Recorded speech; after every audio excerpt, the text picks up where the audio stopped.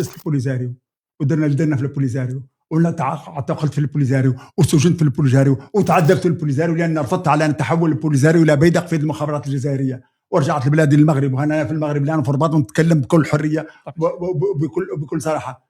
لكن ما نبغي نرصفوا على الرصف تساوي لي مع الصحراء، ما تقدرش.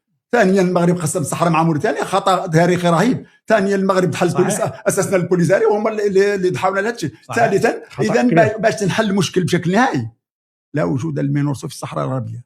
كل المناطق اللي شرق الجدار يجبون تتبع للدوله المغربيه كبنايات. الان البوليزاريو لا يكذب لك حل، البوليزاريو ما عنده حل، البوليزاريو ما عنده حل.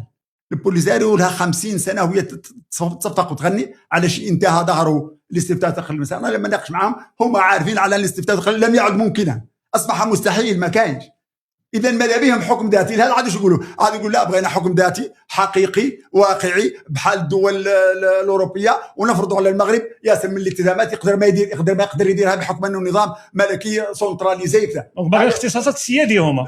لا السياده هما لا السياده في النظام هما بغاو، لكن بغاو يعطيو الجزائر اللي بغاو الصفقات اللي بغاو وممر الاطلسي. لا هما عارفين الحكم الذاتي لما يكون هو في اطار ان يعيش الصحراويون كمغاربه في ظل دولة الحق والقانون المملكة المغربية الشريفة.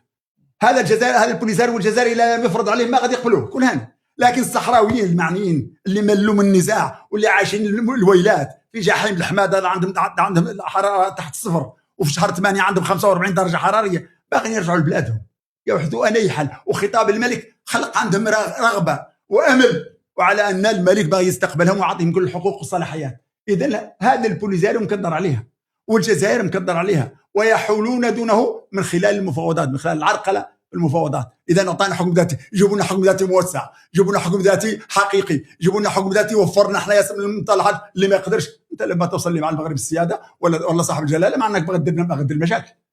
اذا من تقول لي لا بغينا كما يقولوا، نعطيك نقطه اخرى بين قوسين، راهم في المخيمات ما يقدرش يقولوا الناس عليهم يناقشوا حكم ذاتي.